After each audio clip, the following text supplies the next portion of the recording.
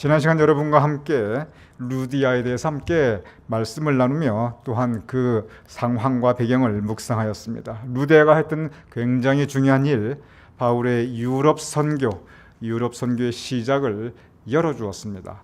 도와주었습니다. 동역하였습니다. 씨를 함께 뿌렸습니다. 그래서 우리가 사실은 그 열매 중에 한 열매라고 또한 생각할 수 있습니다. 오늘은 여러분과 함께 바로 이 루디아와 더불어 시작하였던 그 바울의 유럽 선교가 전파되어 나가는 과정을 특별히 그 당시에 정말 이 그리스 로마 그 시대에 중요했던 그 아테네, 성경에는 아덴이라고 나와 있죠. 그 아덴에서의 일을 중심으로 함께 말씀을 나누고자 합니다. 먼저 여러분께 지도를 보여드리도록 하겠습니다. 지난 시간에 보여드렸던 지도하고 조금 비슷하기도 하고 그리고 조금 다르기도 한데, 이것은 뭐냐면 우리가 지금 쭉 공부해 나가는 사도행전 16장, 17장, 18장, 19장 이 쭉 이어지는 이 사도 바울의 전도 여행을 이렇게 이 지도로 그린 겁니다. 여러분과 함께 좀 말씀을 나누면은 여기 안디옥, 그리고 쭉 이어서 더베, 루스드라, 이고니온, 여기 안디옥이 두 개가 나오는데 이것은 지금의 시리아 지역, 그래서 지금의 시리아를 성경의 발음으로는 수리아라고 합니다. 그래서 안디옥은 안디옥인데 이것을 가리켜 수리아 안디옥이라고 그러고, 이 안디옥은 지금의 터키에 있습니다. 그 당시는 이 지역을 비시디아 지역이라고 하였습니다. 그래서 성경의 안디옥이 두 개가 나옵니다. 이 안디옥은 지금의 수리아 안디옥, 이것은 지금의 터키 비시디아 안디옥, 이렇게 두 개가 나오는데 여러분이 흔히 아시는 그 안디옥은 이 안디옥입니다. 여기서 맨 처음 크리스찬이라고 이제 일컬음을 받게 되고 사도 바울의 이 세계 선교의 이제 출발점이 되는 바로 그곳이고, 또 사도 바울이 이제 바나바와 더불어 목회를 시작하였던 그곳이기도 합니다. 그런데 오늘 지난 시간과 더불어 유럽에 대한 이야기입니다.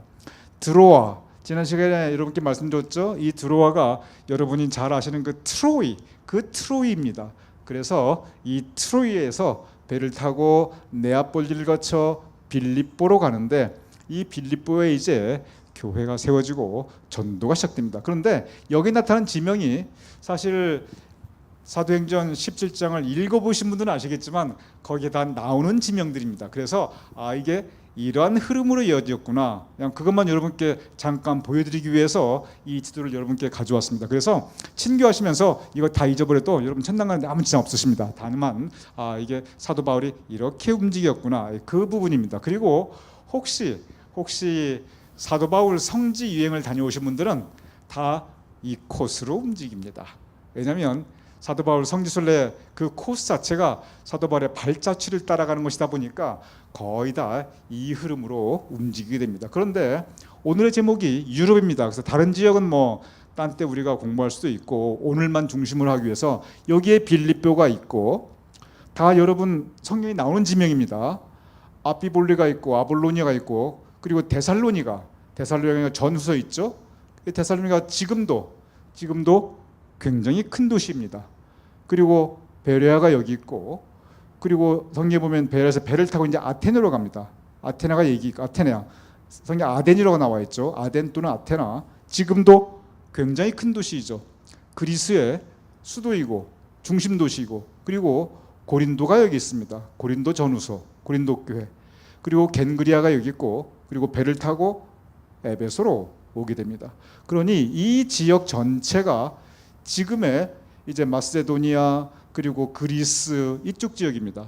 즉 유럽입니다. 그리고 로마는 이쪽쯤에 있겠죠. 나중에 다시 이제 또 로마로 가게 됩니다. 그래서 바로 이 사도 바울의 이 2차 전도여행, 오늘 여러분과 함께 나누는 이 배경, 사도행전 17장이 바로 이 지역 전체를 사도 바울이 복음화시켜 나가는 그러한 과정이 있습니다. 그래서 사도행전을 여러분 이제 이것을 지도를 보면서 쭉 읽어나가고 보면 그 흐름이 거의 이 발자취 지나가는 그걸 볼 수가 있어요. 그래서 여러분 성경책 가지신 그 책에 보면은 사도 바울의 1차 여행, 2차 여행, 3차 여행 뭐 이제 그런 지도들 화살표로 쭉 나와 있습니다. 그것이 그냥 되어진 게 아니라 사도행전에 나와 있는 사도 바울의 1차 여행, 지금 이 사도행전 17장은 2차 여행을 중심으로 하고 있습니다.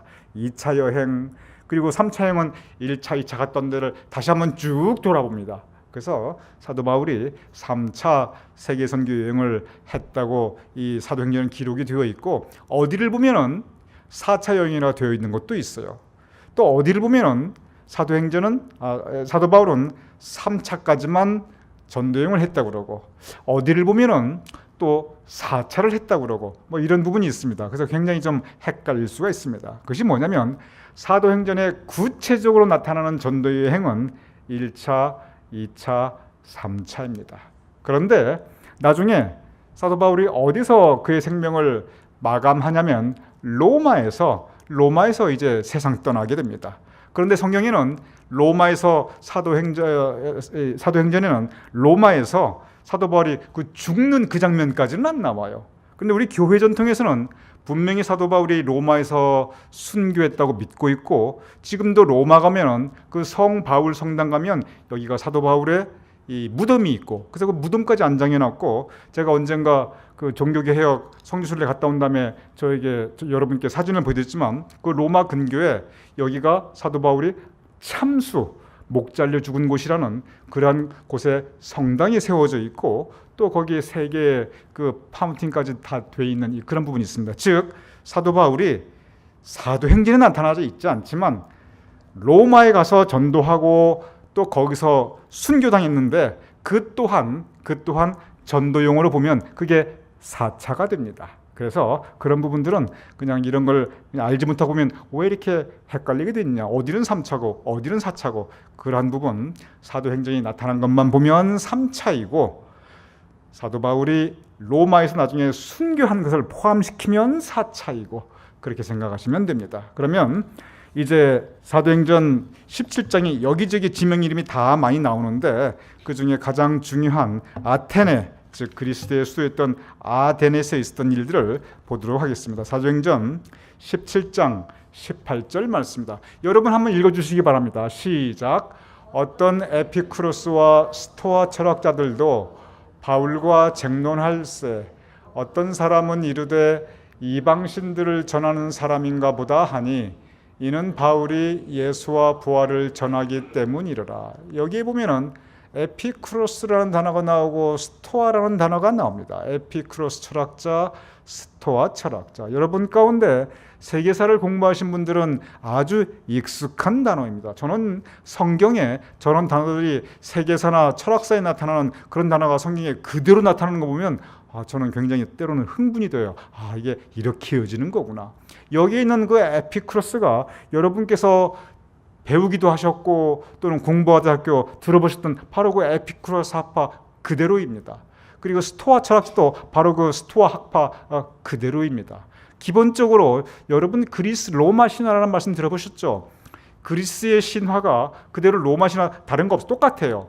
그 이름만 이렇게 다를 뿐이지, 그 이름도 이건 그리스식 발음, 이것은 로마식 발음, 그거기 때문에 로마가 원래 그리스의 문화를 동경하고 그대로 받아들였기 때문에 군사적으로는 그리스를 정복했지만 문화적으로는 그리스의 문화를 그대로 따라갑니다. 그래서 로마 신화나 그리스 신화나 사실 동일합니다. 근데 거기 보면 기본적으로 여러 신들이 있어요. 그래서 여기 보면 이방 신들을 전하는 사람인가 보다 하니 또 다른 걸 전하고 있거든요.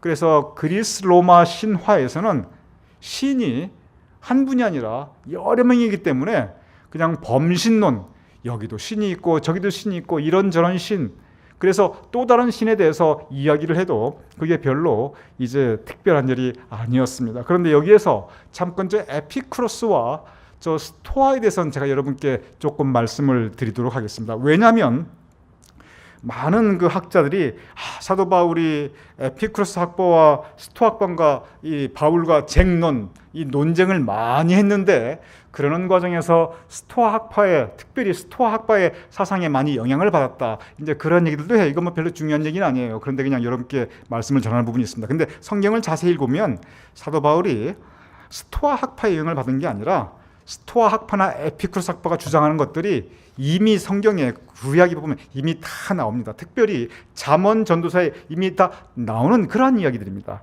근데 잠언 전도사는 저 에피쿠로스나 스토아 학파가 일어나기 전에 훨씬 이전의 책들입니다. 그래서 이 사도 바울이 저런 에피쿠로스나 스토아 학파의 영향을 받았다 그렇다기보다도 사도 바울이 이 구약의 정통한 학자였습니다. 그래서 사도 바울의 이미 스토아 학파나 에피쿠로스 학파가 주장하는 것들을 이미 구약 성경을 통해서 다 알고 있었기 때문에 그래서 쟁론, 저렇게 논쟁도 가능하였고 그 이후의 가르침을 보면은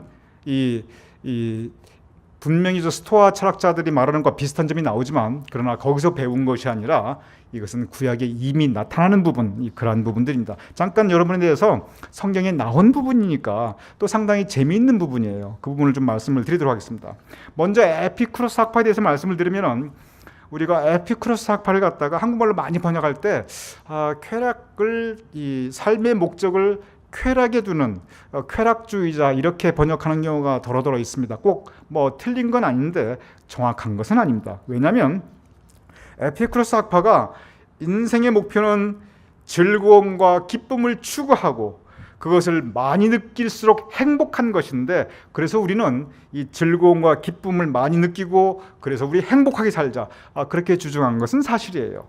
그래서 즐거움과 기쁨 이 부분을 갖다가 쾌락으로 생각하니까 쾌락주의자라고 혹시 여러분 가운데 에피쿠로스에 대해서 이 세계사 시간에 공부하신 분들은 이 쾌락주의자 이렇게 공부하신 분들도 적지 않으실 것입니다. 그런데 좀 더 정확하게 번역한다면 사실은 쾌락이라기보다는 희락, 그래서 희락주의자 또는 평화주의자라고 사실은 말하는 것이 좀 더 정확한 부분입니다. 좀 구체적으로 말씀드리겠습니다.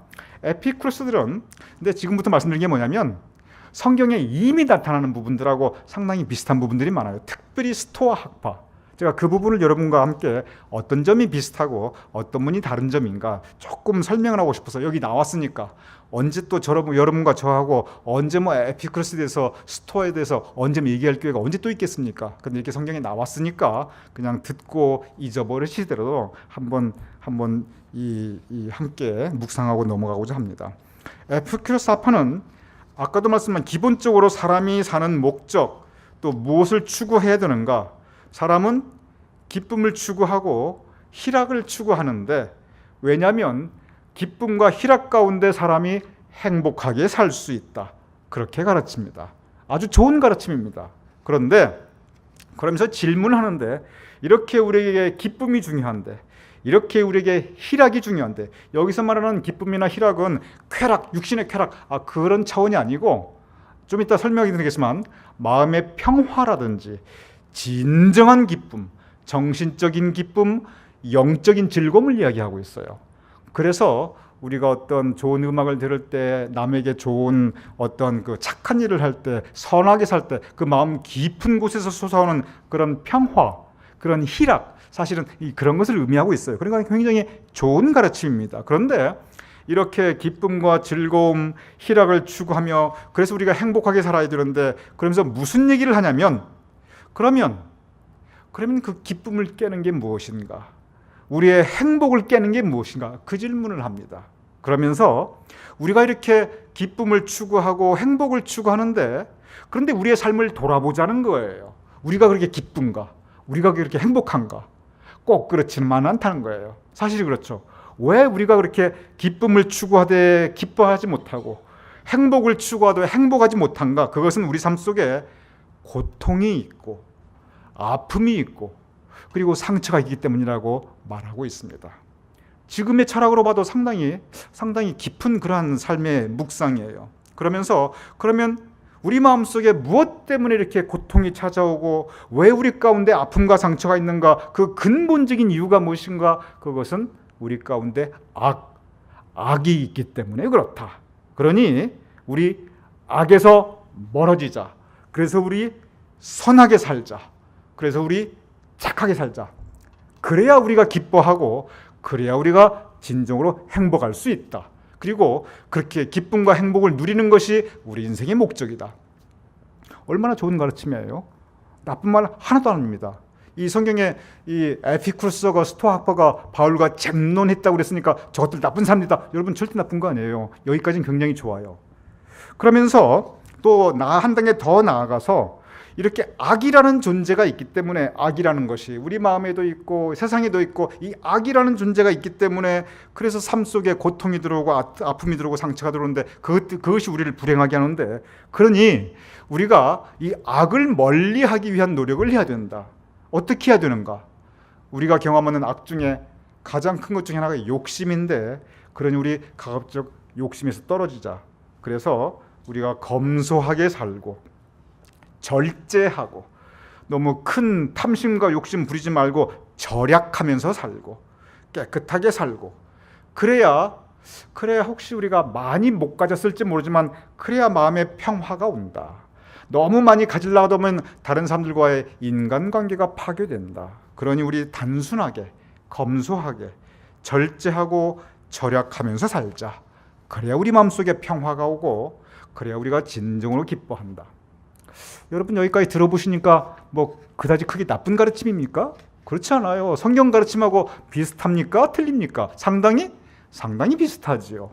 그래서 여기까지 보면은 상당히 비슷해요. 근데 어디서부터 틀려지냐면, 그러면서 여기가 지금 그리스거든요. 아테네예요. 이 그리스 신화가 그대로 가르치고 있는 바로 그것입니다. 그러면서 신, 즉 절대자에 대해서 어떻게 가르치냐면, 절대자라는 존재를 이야기하면서 무엇은 질문하냐면 바로 그 악이라는 것에 대해서 질문합니다. 왜냐하면 에피쿠르스 학파는 기본적으로 우리의 희락, 우리의 행복을 추구하는 그러한 학파예요. 무엇이 우리의 기쁨과 행복을 이렇게 자꾸 뺏어가느냐? 악이라는 것 때문에 그러는데, 그러면서 이 악이라는 관점으로 절대자, 신이라는 존재를 조명합니다.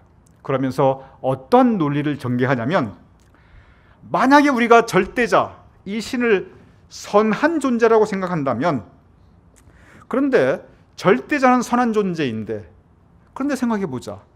이 세상에는 악이 있다. 여기서 이제 질문합니다.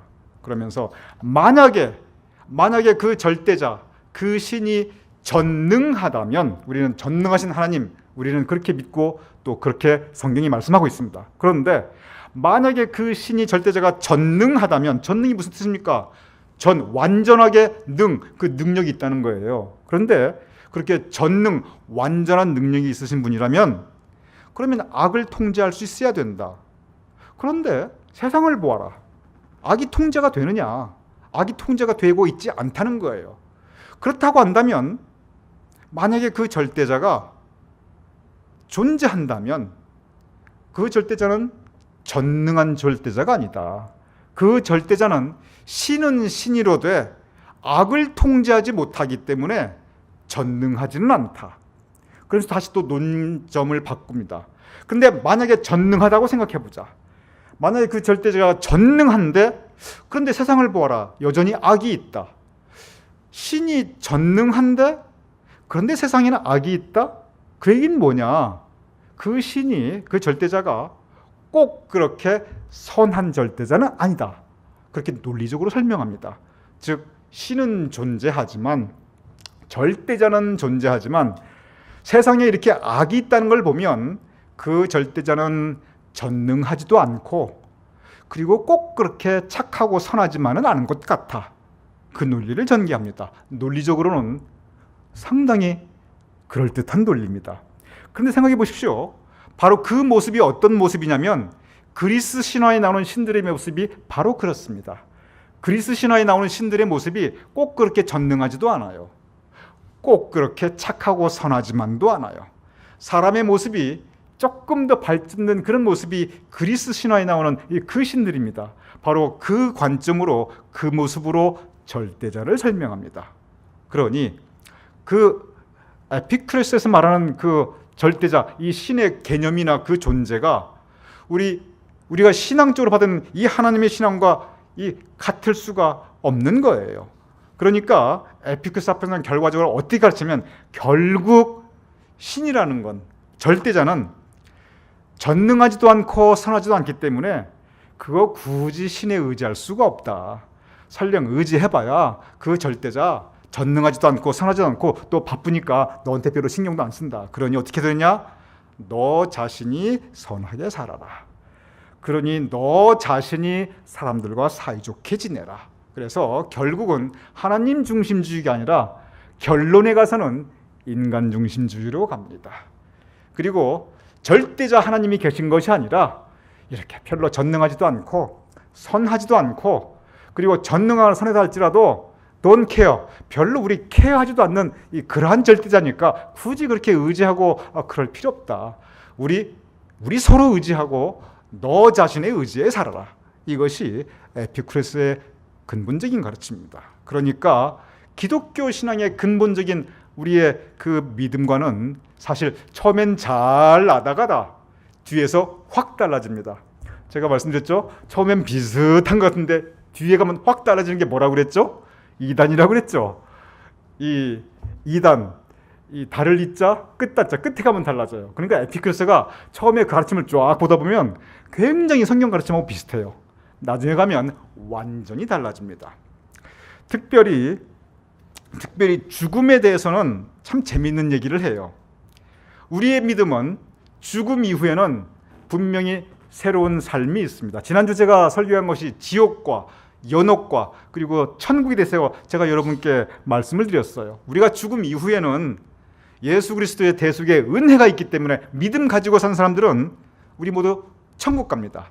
우리가 선해서가 아니라 우리가 착해서가 아니라 예수 그리스도의 십자가 핏공로로 우리가 그 믿음 가지면 비록 우리가 부족하다 할지라도 우리의 죄가 주홍빛 같다 할지라도 그 은혜와 사랑으로 하나님께서 우리에게 그 구원과 영생을 선물로 허락해 주셨습니다. 그리고 우리는 천국에서 낙원에서 영원히 살게 됩니다. 그런데 에피쿠레스 학파에서는 죽음 이후를 어떻게 가르치냐면 지금 하루하루 선하게 살기도 바쁜 마당에 뭐 죽음까지 생각하냐 그러면서 죽음에 대해서 이야기를 합니다. 내가 살아있는 동안, 여러분과 저 지금 살아있습니다. 살아있는 동안은 죽음이라는 거 나하고 관계가 있느냐? 관계없다는 거예요. 그래서 무슨 얘기냐면 그러면 죽음 이후에는 만약에 내가 죽음이 온다면 그때 내가 존재하냐 존재하지 않느냐? 죽음 이후에 나는 존재하지 않는다는 거예요. 그러면서 에피쿠레스의 그 해파의 그 유명한 말인데 이렇게 얘기해요. 살아있는 동안은 나에게 죽음이 존재하지 않고 내가 죽으면 죽음은 존재하는데 그 죽음 안에 나는 존재하지 않는다. 왜냐하면 죽어버리면 내 존재도 없고 아무것도 없는데 신경 쓸 건 뭐 있냐. 그러니 죽음 이후 신경 쓰지 말고 살았을 때 착하게 살고 살았을 때 서로 잘해라. 여기서 끝나버려요. 죽음, 영혼, 영생 그 부분은 다 빠져나갑니다. 그러니 시작은 비슷한 가르침인데 끝이 이렇게 다른 부분입니다. 영혼을 부정하고 천당과 지옥을 부정하고 영생을 부정하고 그리고 부활을 부정합니다. 그러니 쟁론을 할 수밖에 없겠지요. 스토아 학파에서도 좀 말씀을 드리도록 하겠습니다. 출발이 비슷해요. 스토아 학파도 인생을 보자 우리 인생 모두 행복을 추구한다. 그것도 에피쿠레스하고 비슷하죠. 그런데 모두가 행복을 추구하는데 그런데 100% 행복한 사람은 아무도 없다는 거예요. 그것도 참 에피쿠레스 비슷해요. 그러면서 무슨 얘기냐면 우리가 모두 행복을 추구하는데 그런데 우리 삶 가운데는 불행의 요소가 있다는 거예요. 실제 그렇죠. 그런데 우리가 살아가면서 완전히 불행한 것도 없고 완전히 행복한 것도 없어요.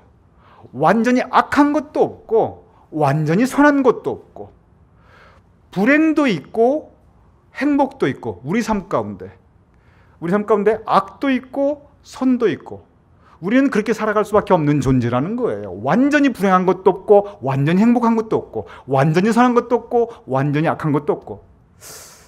여러분 이게 성경 말씀하고 좀 비슷합니까? 틀립니까? 항상 처음엔 비슷해요. 이거 보면 정말 그렇대요. 왜냐하면 실제 그렇습니다. 이 그리스의 철학이 상당히 깊어요. 굉장히 인간의 삶에 대한 그리고 근본에 대한 그 묵상과 성찰이 있습니다. 그래서 이게 보면은 뭐 그게 아니고 잘 이렇게 연구해 보면 상당히 많은 걸 배울 수가 있어요. 그리고 처음 시작할 때는 성경하고 아주 비슷합니다. 그러면서 사람은 이렇게 불행은 불행대로 있고 행복은 행복대로 있는데 그러면 어떻게 행복해져야 되는 거야? 그렇게 하기 위해서는 불행을 완전히 없애는 건 그건 불가능하고 그렇게 인생이 될 수가 없고 불행을 최소화하고 행복을 극대화해야 되는데 그러면 불행은 어디에서 오는가? 결국 우리가 불행하다고 느끼는 그 불행은 우리 마음에서 온다는 거예요. 그것도 참 비슷해요. 성경에서 가르치는 거 비슷해요. 그래서 우리 마음속에 유혹이라든지 욕심이라든지 분노라든지 그래서 이런 것들을 우리가 통제해야 된다. 그래서 이러한 것들을 통제하려니까 절제가 필요하고 특별히 금욕. 우리가 그래서 여러분께서 세계사 공부하신 분들은 에피큐로스 학파를 쾌락주의자라고 보통 그랬고 스토아 학파를 금욕주의자라고 보통 그럽니다. 스토아 학파를 금욕주의를 한 이유가 바로 여기서 나옵니다.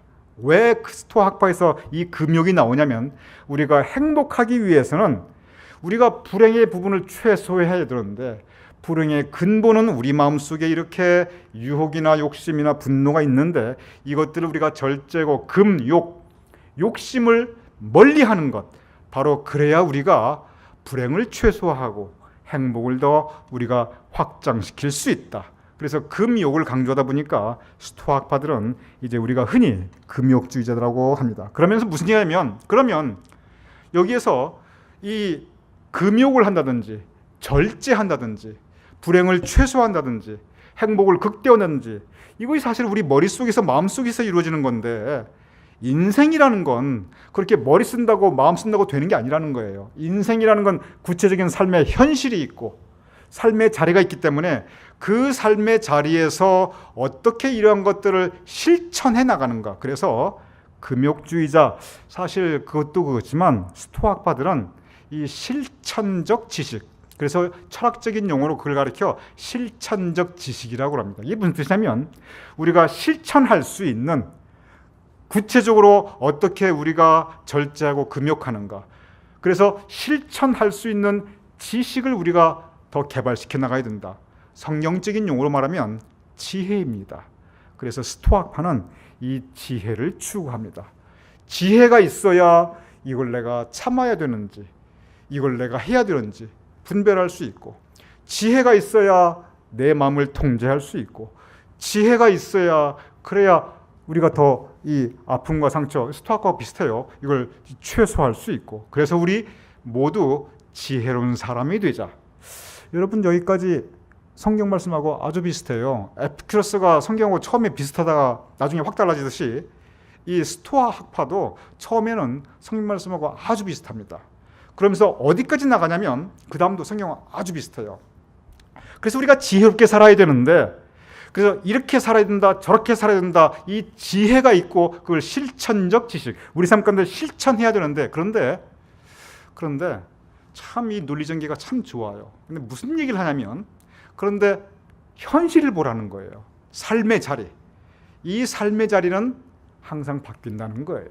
좋았다가 나빴다가 기뻤다가 슬픈 일 있다가 순조로웠다가 엉망으로 막 요동치고 우리가 살아가는 이 삶의 환경이 이게 항상 요동을 치고 바뀌는데 그러다 보니까 그 안에서 우리가 아무리 지혜를 가지고 산다 할지라도 여기에 같이 휩쓸려 버리게 되고 휩쓸리다 보면 우리는 불행해진다는 거예요. 그러면서 지혜로운 사람이 해야 되는 가장 중요한 것이 뭐냐면 바로 그 마음의 평정심.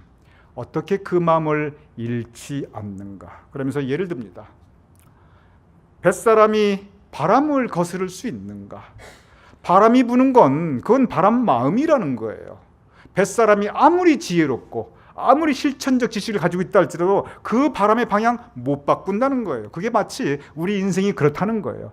우리의 삶에 돌아가는 이 주변 상황들이 우리가 뭐 실천적 지식, 지혜, 마음 아무리 가지고 있어봐야 그것대로 안 움직인다는 거예요. 그러면 어떻게 해야 되느냐? 우리가 그 바람과 함께 우리의 인생을 가야 되는데 그럴 때 우리가 지켜야 될 것이 뭐냐면 그 마음의 평정심, 그 평정심을 지켜야 그 평정을 지키는 것 결국 금욕이라는 겁니다. 우리 마음을 통제해야 평정심을 지키고 그래야 우리가 행복해질 수 있고, 그래서 이것이 스토아학파가 주장하는 부분입니다. 여기까지는 성경하고 아주 비슷합니다. 이제 달라집니다. 스토아학파는 무엇이 달라지냐면, 이 스토아학파가 철학자들은 이 근대 철학, 심지어 과학의 그 기본 기초까지 놓았다고 그래요. 그런 부분도 있습니다. 스토아학파가 이제 어디서부터 성경하고 달라지냐면, 이 세상을 바라보자는 거예요. 결국 이 세상의 모든 것은 보이는 물체나 또는 보이지 않을 만큼 작은 물질들로 이루어졌다고 그렇게 가르치고 있습니다. 사실입니다. 이 세상이 우주를 보든 우리 살아가는 이 주변을 보든 사람을 보든 결국은 보이는 물질 또는 보이지 않을 만큼 작은 물질들로 이루어져 있는데, 그래서 스토아학파를 우리가 흔히 말하는 유물론의 기원이라고 또 이야기하고 있습니다. 그런데 이 물질들이 순환한다는 거예요. 하늘에서 비가 내리고 그 비 때문에 강이나 바다가 이루어지고 증발하면 다시 구름이 되고 다시 물이 떨어지고 결국 물질은 순환한다. 풀이 나고 초식동물이 뜯어먹고 육식동물이 잡아먹고 그리고 죽으면 다시 땅으로 돌아가고 다시 풀이 나고 결국은 돌아간다. 이 우주의 모든 것은 물질이고 그리고 물질은 순환한다. 즉 모든 것은 시스템이고 그 시스템은 돌아간다. 사람은 무엇인가? 그 시스템 중에 하나이다. 그러니 이 시스템이 잘 돌아가도록 사람도 서로 배려하고 서로 존중해라. 이런 얘기로 거기서 끝납니다. 그런데 받아들일 수 없는 차이가 뭐냐면, 스토아학파는 그 시스템을 운영하는 절대자가 있는데 나무는 나무의 신이 있고 그리고 돌은 돌의 신이 있고 강은 강의 신이 있고 이렇게 해서 범신론으로 이제 빠져들게 됩니다. 그리스에 보면 그 신들의 모습이 그렇잖아요. 바다의 신이 있고 태양의 신이 있고 뭐 미모의 신이 있고 뭐 이런 식이잖아요.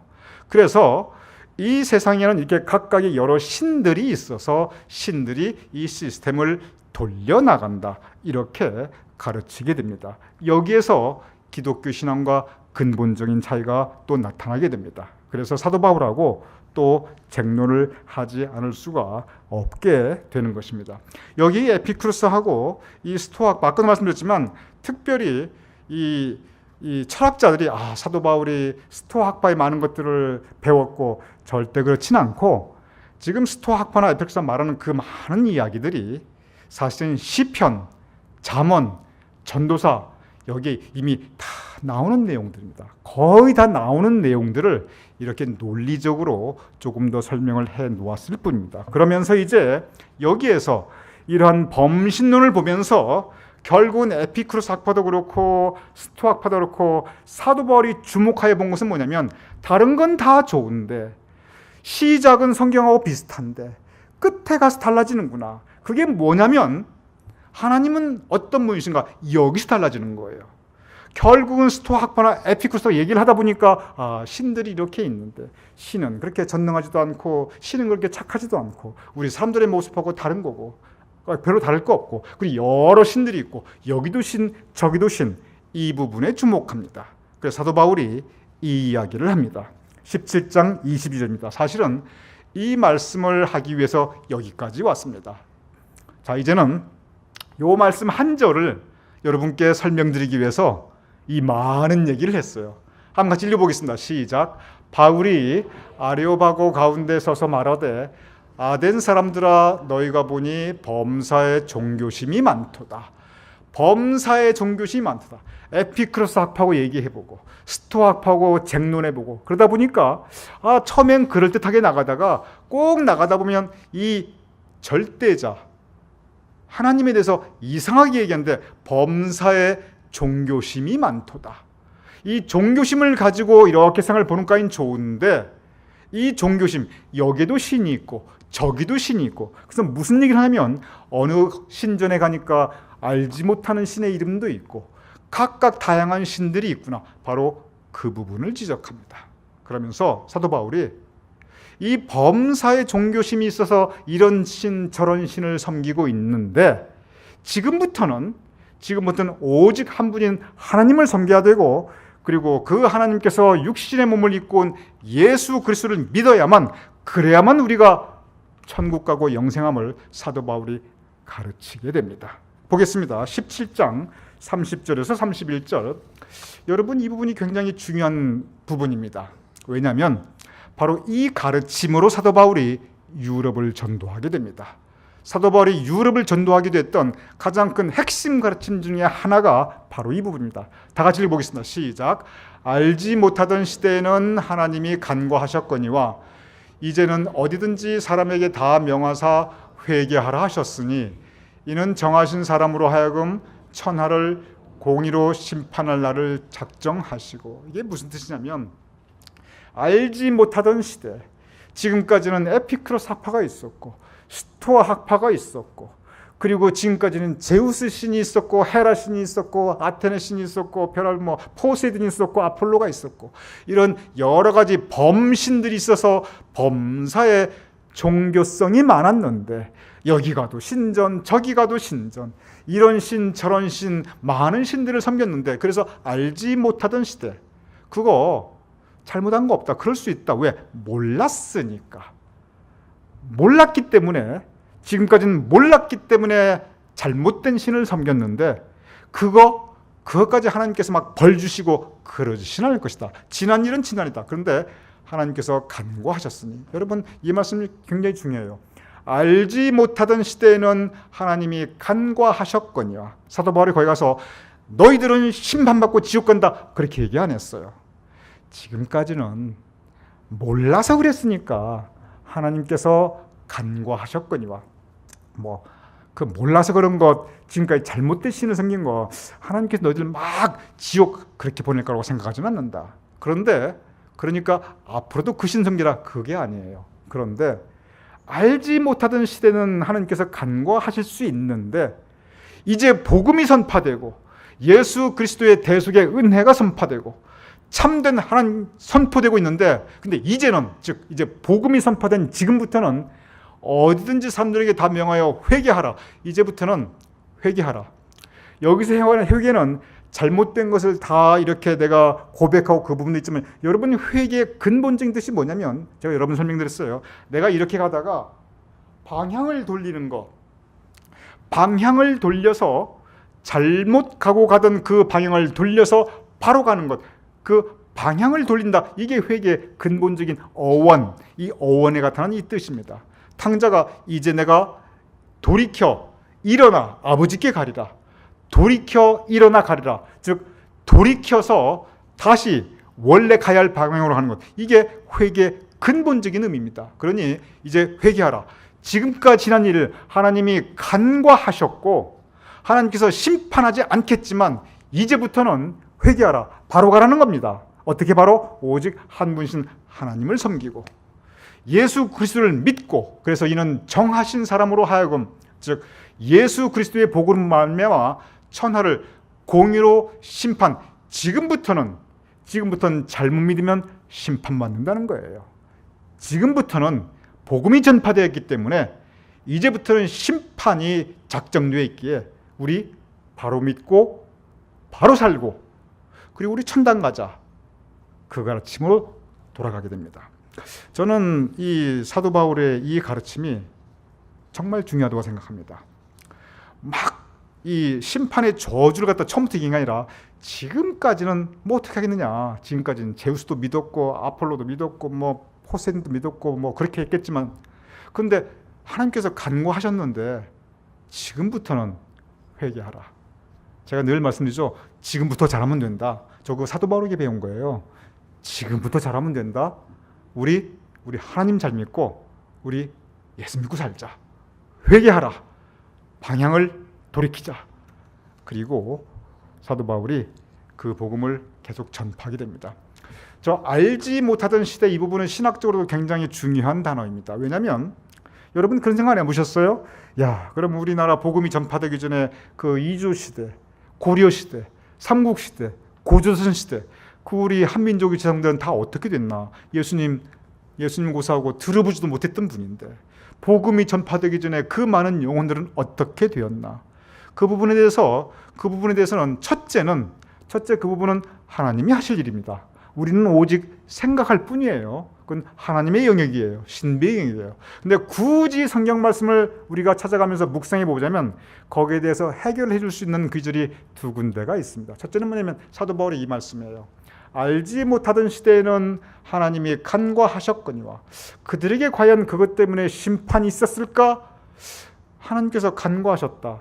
뭔가 다른 부분이 있지 않았을까? 그러면서 베드로 전서 3장 19절, 지난 대회 때 제가 말씀드린 그 요절 중에 하나, 영으로, 즉 예수 그리스도께서 영으로 옥에 가서 옥에 있는 영들에게 선포하셨다라고 기록되어 있어요. 그러면 알지 못했고 그리고 복음을 알지 못하고 죽었던 사람들이 과연 지옥으로 갔을까?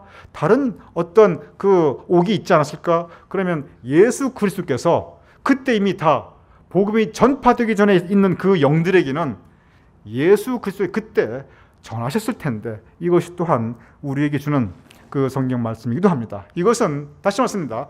이것은 신비의 영역입니다. 하나님이 하실 일입니다. 그렇지만 굳이 성경 말씀을 통해서 우리가 묵상해 본다면 바로 사도 바울의 이 말씀, 알지 못하던 시대의 그 영혼들에 대해서는 하나님께서 알아서 하셨을 것이고, 그리고 어쩌면 베드로전서에 있는 것처럼 예수 그리스도의 영이 그 옥에 있는 영들에게 선포하셔서 그들에게도 구원의 기회를 주셨을 것이다. 그러한 생각을 우리가 성경을 통해서 해볼 수가 있습니다. 그래서 이때까지는 그리스가 그리고 로마가 모두 범신론이었습니다. 범신론, 여기도 신이 있고 저기도 신이 있고, 그런데 바로 이 범신론이었던 그리스 로마가 사도 바울로 인해서 복음화되고, 그리고 나중에 우리가 함께 교회사에서 공부했지만 처음에 로마 제국에서 기독교가 공인이 되고 그 다음에는 국교가 됩니다. 그래서 하나의 제국, 하나의 황제, 하나의 종교 정책에 의해서 기독교가 국교가 되고 세계를 향해 전파되게 됩니다.